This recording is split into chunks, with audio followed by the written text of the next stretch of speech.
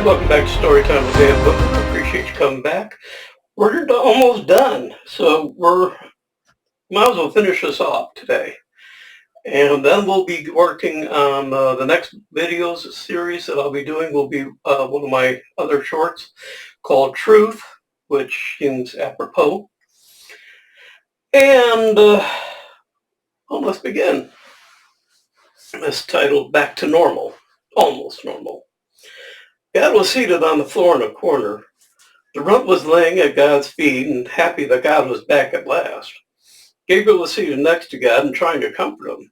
God was hurt that not one, but almost all his angels had acted as they had. Now there was nobody left except him and his two faithful friends. Well, boys, what do we do now? The runt rolled over. God, why don't you think up some more angels, but think it out carefully. Give them the personality you want them to have. Loyalty to you, integrity, industry, obedience. I mean, free will is all well and good, but you have to have control too. Gabriel agreed. God, eventually Satan will want a rematch. If your new angels aren't loyal to a fault, Satan's won before the war even starts. The runt was startled. How can he wage a war when he doesn't have wings or power? God reached over and tousled the runt's hair. Oh, he'll get converts and prophets of his own. Their devotion will build what I took away. When he received godly powers, he also received godly knowledge, more's a pity. God sat up straighter. Oh, sounds like a good idea, and I'll act on it in a bit. First things, though, how can I repay you for your loyalty and willingness to fight on my behalf? The runt and Gabriel stammered that they didn't want anything. God smiled on them. I thought you'd say that. But I still want to do something for you. Gabriel, how would you like to be back at number one angel with all that goes with it? Gabriel blushed and grinned. He was speechless and overjoyed to be able to sit at the right hand of God again. In the next second, his wings, power, and authority were returned, and his throne beside God was made even grander. God looked at the runt. Now let me look in your heart. God looked and saw that the runt's heart was almost completely full of love for him. However, in a small corner, he saw the runt wanted to be on earth as a human to experience the joys and hardships. God folded his arms and leaned back. Explain, please. The runt sat up straight, crossed his legs in the tailor seat, and put his hands on his knees. God, I want to spend time on earth and live with them for a while. This way I can understand them better. After all, they've changed from the ones we created, and while you know them and what's in their hearts, we angels should know them through experience. God pondered on what the runt had said. My friend, I hardly agree with you, so much so I may do it myself someday. So, what age do you want to start at, and how long do you want to stay? The runt was so excited to be able to live with his humans, he couldn't speak. Runt, let's start you off about 10. That's old enough to be a man and young enough to live a good long life. The runt's wings vanished, and he was dressed appropriate to where God was going to place him. Runt, I want you to be safe, so while I've taken your wings, you'll look more like them. I won't take your powers. Just use them sparingly and when necessary, and don't let on you're an angel. God kissed him on the forehead and placed him beside an olive grove, fast asleep. Next chapter is called On Earth. The runt woke and went to the river to splash cool water on himself. The sight of himself as a youngster made him so happy he turned a few cartwheels. A woman rose from the other side of a tree and was looking down with a smile at the runt doing cartwheels. Well, where'd you come from? The runt dropped down due to his head spinning. He looked up at the lady and smiled back. Far away. I was dropped off here this morning. Now I need to find a place to stay and a place to work at. The lady put her head on one side and considered the youth before her.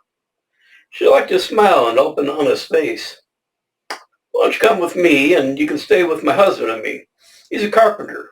If you're willing, he can teach you as an apprentice. The runt jumped up and followed her. And he had to walk a little faster so he could stay next to her. She held out her hand, he took it and skipped along at her side. I need a drink, hold on. As they made their way, the runt put in a silent call to God with a request that he look after the runt's favorite and that Doofus may need a miracle or two. God checked on Doofus and reported back that he was well and had converted plenty of people more than before, so God would grant any miracle that was asked for. Arriving at the lady's home, they found her husband working in his shop. He looked up when she called to him. Walking around the table, he was surprised to see a small boy holding her hand. "What's this?" he asked, pointing at the runt. "Dear, it's a who, not a what." She squatted down so she was eye level to the runt. "Even as a human, he is still short." "What's your name? I forgot to ask." The runt shrugged. "Well, everybody calls me Runt." She patted his head. "We'll have to find a better name for you than Runt. My father's name was Samuel." Runt was nodding enthusiastically. "Well, that sounds a lot better than Runt." She looked at her husband and he shrugged. "Well, why not?" She found an apron, put it over Samuel's robe. She brought him in front of her husband. "Samuel, this is Joseph." They shook hands and Joseph asked Samuel to sweep the shavings and dust up. Samuel took a bowl of water and flicked over some over the ash and shavings. He did this so he didn't kick up a lot of dust. Once the floor was swept and clean, he placed a broom in a corner and stood in front of Joseph waiting for another task. Joseph appreciated that his assistant wanted to work. He set him up on a stool with a chisel and hammer. The cabinet he was making needed several channels chiseled out to piece it together. And once Samuel knew what to do, he worked steadily and carefully.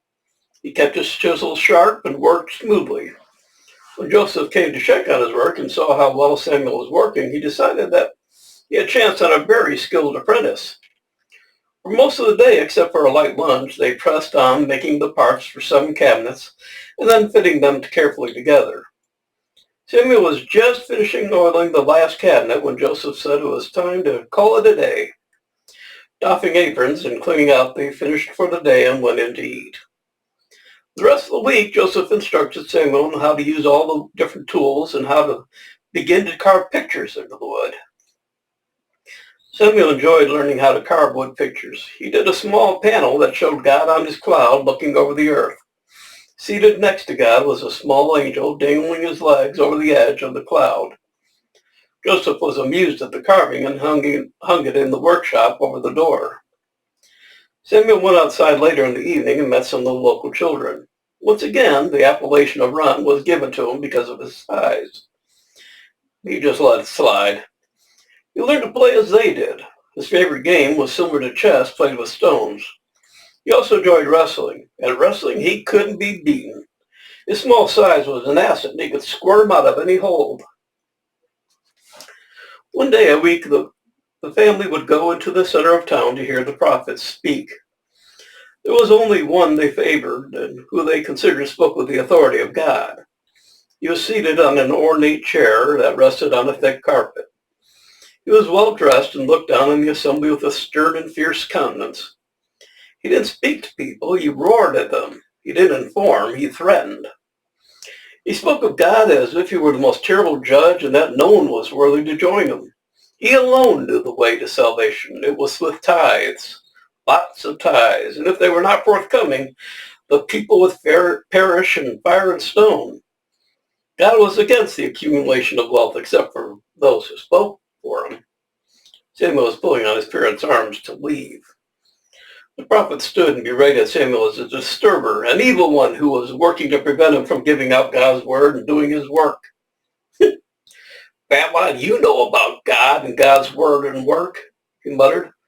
The man raised an arm to strike Joseph's adopted son, but was stopped by the crowd. "All right, then let's hear what the child has to say." The prophet folded his arms and glared down at the runt. "Look, God doesn't care how much money you have. It's what you do with that money that's important. Use it to care for yourselves, then with what's left over, assist your neighbor if they need it. If your neighbor asks for help, then help them, for then you will be like God, who gives when he is asked, as long as what is asked is in your best interest. God is like a father, since he created us all, and like a father, he wants what is best for his children. He's like the father who teaches the children what they need to know to live and then sets us on the path. We look to the side and see something that we are curious about and go off the path. Sometimes we're hurt by this. God picks us up and brushes us off. He points us down the path again. Every time we stray, God is there to comfort us and put us back on the path. He never stops loving us and never stops pointing us on the right direction. The people had all moved, and Samuel was now the center of attention. The prophet kept trying to interrupt him, and every time people would tell him to be quiet, for this child spoke as if he truly knew God. They tried to give him money, but he refused it. I am not in need, or I would take what you offer. Hold aside what you would have given me, and when you see someone without cover, shelter them. When you see someone hungry, feed them. When you see someone cold, warm them. And with this benediction, he took his parents' hand and walked home. His parents were amazed at what he had spoken because he spoke quietly and with an authority none had heard before. Some of the people who had heard him speak followed them. Outside, he sat with them and answered questions and gave comfort. They said he had the patience of an angel when he took so much time with those who questioned him. Everyone left. After everyone left, he stayed outside and played with his friends for a while. As his mother prepared the evening meal, she questioned Joseph just on what manner of child they had brought home into their home. A week later, and they were in the center of town again. The difference was that the prophets came to them as well as the people. Samuel sat in the dirt and sand and spoke of God and what God was like. Yes, God could feel for his people. Yes, he had his favorites. No, that did not keep them from getting into trouble. He spoke of God giving humans free will and that people made their own choices. God was always there to help those who asked, but he doesn't interfere unless he's asked. In the back of the listeners stood the prophet he had seen the first time. Rage and envy were seething through him. So at least double or triple the listeners had come to hear him. Now nobody came to him. This upstart was even getting prophets to listen.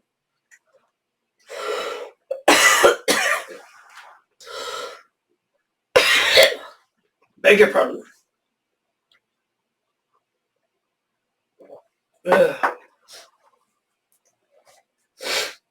Those took his words and adapted them to their own message.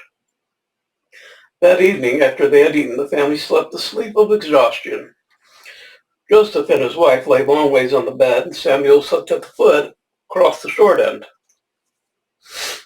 Outside, a stealthy figure crept in the total darkness and made its way to the workroom. A cloth was wrapped across their face so that only the eyes were visible. Those eyes blazed with hatred. He found a pile of shavings in a corner and poured oil from the workshop lamp over it. He withdrew his own lamp from hiding. Its fish oil provided a weak light, but it was enough for his purpose. He lit the shavings. The olive oil and shavings caught and burned brightly. He waited to see if the structure would catch, and when it did, he left stealthily. In the dead of night, the workshop fire spread. The light was visible, the smoke was not. People did not recognize that the workshop was on fire until it was too late. Samuel was woken from slumber by a familiar voice whispering in his ear. Runt, get up and get your family out. Runt woke completely and smelled the smoke. He got his parents out of the house and ran to the well for water.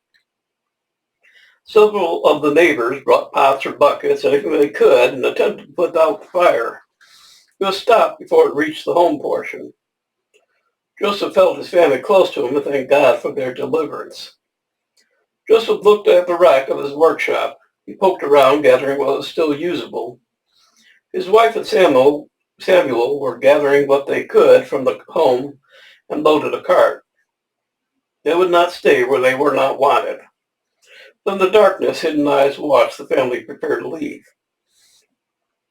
In wonder, they watched as neighbors who had heard Samuel speak drop coins into a pot in the cart. Joseph tied the donkey to the cart and sat on the seat holding his hand out for his wife. Oh, come on, Mary. Perhaps Nazareth will be more welcoming. Mary climbed aboard, running with the effort, her midriff slightly swollen with the growing babe inside. Runt stood beside the cart. It was on my account this happened. If I go with you, it may happen again. I prayed to God to keep a special watch over you. He turned and walked away. Joseph leapt from the cart and chased after, but he couldn't find him. Walking dejectedly back to the cart, they drove away.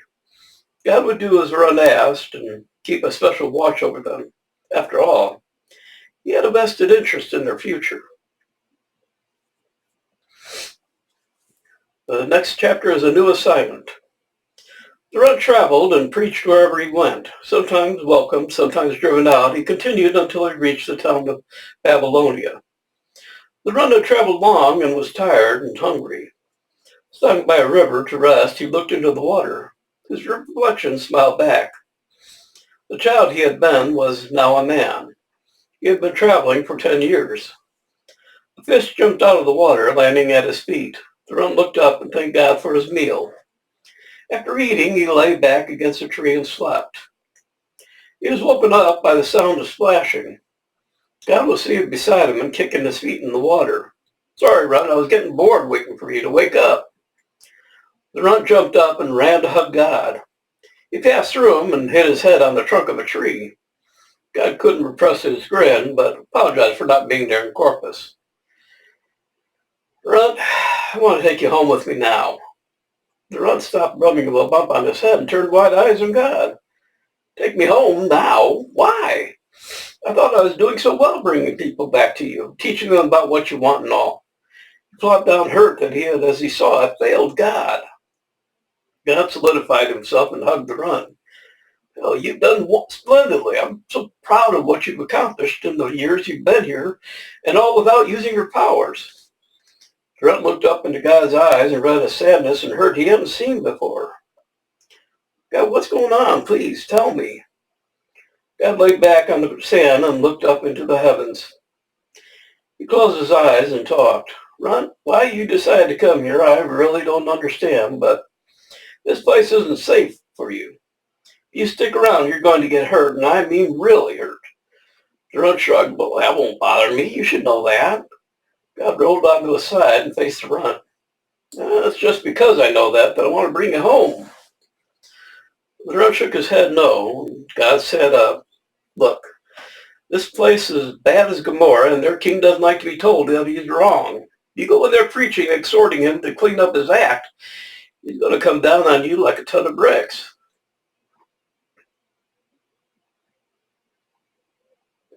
The Runt nodded understanding. He had been through similar trials before, and God knew this. In all of them, though, he had never tried to spare himself by using his powers God allowed him to keep. His trials and tortures had brought more people to God than all his preaching. "God, you don't know why. You know why you don't fear death, since all it does is bring me home to you." God nodded, but hastened to explain. "Satan's here and working. He's now the advisor to Nebuchadnezzar and is slowly driving him mad. When Satan finds out you're here, he's going to hit you with everything he can. He still hates you and Gabriel." Runt stood up. When he did, he was at eye level with God when he was seated. "God, he can beat this body until every bone is broken. He can burn my skin till it's charred. He can do whatever he will do, and I still won't use my powers. For every bone broken, a person will convert to you because I show my faith. For every torture builds my fame in your name. I knew this would happen when I started. Let's face it, very few of your prophets die old. That's what makes them gain converts. It's a faith they showed in spite of all that wins people over." God acknowledged this was true, but the thought of his favorite going through hell on his behalf was breaking his heart. God slowly faded out back home. The Runt bathed in the river and washed his robe. He wanted to look presentable for his grand entrance. Walking through the gates of the city, he was suddenly overcome with emotions. All his bravado he had shown to God was gone in an instant. The realization of what was in store shook him to the core. God knew what was coming to him, and it had promised to be so bad that God wanted to take him home. He leaned against the gate and held his hand to his heart. Perspiration sprang onto his forehead, and his heart was beating fast. He had had bad experiences in the past, but had never known what to expect. or what evils were intended on him until they were done. Now he knew without doubt what was coming, and the fact that it also showed God made it 10 times worse.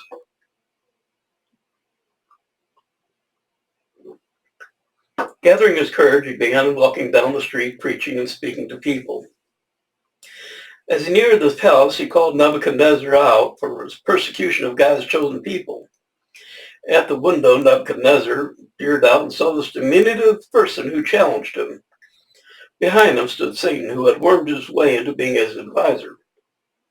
"Will you let this go unchallenged?" he whispered. The king called his guards to arrest the prophet. Well, that was quicker than I expected, thought the Runt. He was led to a stone cell beneath the palace. The only light was from the outside and reached him as a dim glow. Footsteps were heard, but they echoed off the walls, making it sound as though an army were coming for him. A person with a torch unlocked the cell and strode importantly inside. He looked around with distaste and then looked on the Runt seated on the floor. The Runt looked up and smiled, and a smile of recognition crossed his face. "I know you, Satan. Have you come to pay me back for your banishment from heaven?" Satan brought the torch closer to the Runt so that he could feel the heat on his cheek as Satan peered into his face. "I think I know you, even though you're much changed. You're the Runt who was God's favorite." The Runt nodded in acknowledgement. "I'm the Runt." Satan placed the torch in a hole and leaned his back against the wall. A soft chuckle issued from him as he looked on the small figure. "So, God has cast you out as well. Not much help being God's favorite, is there?" He squatted and looked at the Runt. "Yeah, since I've been hearing about you a lot. Even though God has cast you out, you're still out here hawking for him. Heard God Nerebula had you beaten. King Frangulus had you whipped. Others have favored you with more imaginative tortures, yet here you are, still singing God's praises and risking your hide for him." Satan laughed heartily. "Aren't you ready to give him up yet? Do you think he cares about you enough to rescue from what I have in store?" The Runt trembled but shook his head. Satan looked around the dusty cell again. Nothing was in here except 4 walls of dusty floor and the 2 men. He sat down opposite the Runt. "Look, I don't have anything against you or Gabriel. We chose to rebel against God, and you chose to be on God's side." He shrugged. "We all make our choices and live by the consequences. Now, I'm willing to forgive and forget. Now open that door and you can scoot out of here before anything happens to you." The Runt looked at the door and back at Satan. "At what cost?" Satan patted the Runt on the shoulder. "Nothing much. You see, I think after all you've been through, you're ready to admit God doesn't always take care of those he professes to love. He's selfish, and as long as he can use you or you keep praising him, he says he loves you. When things go south, that's when his true colors show. He dumps you like a hot potato and turns his back." Runt could feel the color rising to his face. His anger rose to the surface. "Never will I say that of God. Never will I forswear him." Satan rose and dusted himself off. "Well, I tried to spare you. Seems you want to be a martyr, so I'll oblige you. I'll give you a day and a half before we commence. Promise you it'll be most diverting. If you change your mind, let one of the guards know." In the cells, you could hear the other prisoners coughing and choking. The smell eventually presented itself to him, and he too started coughing. The cells were full of disease and filth, but they were prisoners, and prisoners had no value. A day and a half later, Satan came down to the Runt cell. "No?" The Runt shook his head. Satan sighed. "Well, I've done what I could." The guards came in and bound the Runt's hands and feet, and then dragged him through the dirt, sand, and rocks. In the courtyard, he was made to lay down, and a guard stood on his wrists, another stood on his ankles. Satan had chosen the heaviest guards to pinion the Runt down. The Runt knew what was in store. He'd been flogged before. The person Satan chose to whip the Runt was a master in the art of torture. They didn't use a lash, but a flagrum. The small bones tied into the end of the whip caused the bruising and cuts so that the Runt was immediately in pain. After 20 strikes, the Runt became insensible to anything but pain. At 30 strokes, the whip was halted, a black cloth was placed over the cuts, and the runt was staked out in the sun. Even though the whipping had stopped, he still felt the cuts and bruises. He knew his back must be a mottled mess by now. In the baking sun, the black cloth began to heat on the runt's back. At first, it actually felt pleasant and eased his sufferings. Soon, though, the heat increased and his back burned. He writhed in pain and contorted in an effort to throw the cloth off, but it was stuck fast with dried blood. The runt cried out and his tears fell. That's dry here.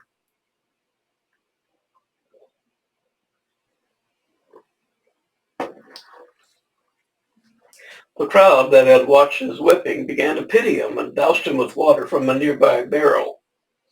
Satan, in his wisdom, had foreseen this, and the water was infused with salt. When they threw it over the runt, his pain was insurmountable. At the moment, the guards untied the runt, and at that moment, the guards untied the runt and dragged him into the cell. That night, Gabriel visited him, and while not allowed to heal him, gave him water to drink and food to eat. He caused the pain to vanish so that the runt was able to sit and talk. Gabriel tried to cheer him by talking about the new angels God had created. When the runt returned home, he would have to teach them pool.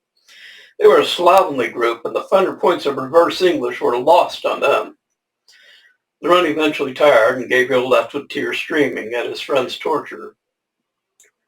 He knew this was just the start. After a day during which the runt was fed on a dry husk of bread and salted fish twice a day, the runt was visited by Satan once more. "No?" he inquired. "Never," proclaimed the runt. Well, this time the runt was seated on a chair and his body tied into it at a chest and biceps and calves. A strand of leather was tied at the wrists and a stick tied to that so that it could be tightened as tight as possible. Nearby, a fire was burning brightly and a bar of metal was heating up. Satan was standing nearby and watching the runt's face. The runt was scared. He had not been placed in this position before, and he could feel his hands growing numb. When they began to grow purple, Satan nodded, and the guard brought out a large sword. Seconds later, the runt's hands lay at his feet. The rod was removed from the fire, and the stumps cauterized. The pain was too much, and the runt fainted. Probably the blonde people. Dragged again back to his cell, he was left on the floor to recover when he would. A bowl of watery soup was left for when he awoke. Satan must have stayed up all night thinking up ways to torture the runt. This was torture with humiliation. When the runt woke up, the pain from the burning metal was still there. He could take hold of the bowl, but was forced to crawl on his belly and lap it up as a dog would. From a hidden corner of the cellar, Satan watched with pleasure as the runt was humiliated. He was sure that now the runt would berate God for abandoning him. He leaned against the door to the runt's cell. "Will you still tell me that God loves you?" The runt struggled to a sitting position. "Yes, and I still love him, and will not say different to please you or end these tortures." Satan became furious and kicked the door, hurting his foot and causing the runt to laugh at him, hopping around. Satan had him dragged out, and he was staked out once more. From his position in the dirt, he looked at the guard questioningly. "Haven't we done this already?" The guard marveled that the runt could jest after all that had happened to him. Satan nodded, and the guard wrapped cords around bicep and leg. When feeling was left in his extremities, Satan himself wielded the sword that chopped off the runt's arms and legs. Once again, the stumps were cauterized, and the pain caused the runt to faint. But he never cried out, causing the people watching to marvel. They began to pray on the runt's behalf and to praise the God who the runt worshipped. If a person could endure all that he had, and still proclaim love for his God, that God must be something special and worthy of worship. The sight of the crowd praising God and worshiping caused Satan to stomp and rage until he foamed at the mouth. Could a loving God allow this to happen to one he proclaims to love? The people exclaimed that it was the runt's fate that moved them. They would worship as he did. Enraged, he had the runt removed to return to his cell. Nebuchadnezzar had watched it from a window above the square, and he too marveled at the runt's faith and courage. Let there be an end. Burn him at the stake and end this tonight. Satan would have preferred to spin the torches out more, but he would lose his position with Nebuchadnezzar had he persevered. Satan had the stake driven into the ground and wood placed surrounding it. A wood pole was driven into the post so that the runt would rest on it to remain in place. He was brought out at last and tied onto the pole. Satan offered him a chance to speak. The runt smiled, for his ordeal was ending at last. He smiled at Satan and bowed his head. I could have ended this at any time, but by allowing it to continue, I've just brought more people to God than I could have by any of my preaching. I thank you for the opportunity you've given me to do God's work. Satan roared and grabbed the torch from a guard's hand. Throwing it on the fire, he looked up at the runt. I'll send you back to God. Again, the runt thanked him as the flames grew and scorched his robe. The flames burst and quickly engulfed the runt. The strap holding him burnt away, and his body fell into the fire. The sky grew black, and the rain began to fall. The people cried out, "It is God crying because his child is going through this." They knelt and did worship so that Satan raged and cursed, and the people mocked him as he danced and roared. A gust of wind blew and the flames died, but the runt was not to be seen. Clouds parted and a shaft of light shone through as an angel returned to heaven. Whole and sound, the runt arrived at heaven. He was greeted by a row of angels that cheered as he walked into the room where God and Gabriel sat. God stood and rushed to greet his favorite as the runt flew into his arms. God carried him and placed him on a throne next to Gabriel. The runt was exalted to have his own throne next to Gabriel on God's left side. To the right of God's throne was another exactly the same as God's. The runt's curiosity got the better of him, and he had to ask, God, who's the other throne for? God handed him a cigar. Well, haven't you heard? I'm going to have a son. So that's it for this book, The Reluctant Left Hand of God. I hope you enjoyed it. I hope to see you again. My next reading will be Truth, and I hope you'll be here for that. So until next time, thank you for being here. Be good and be good to yourself. Bye.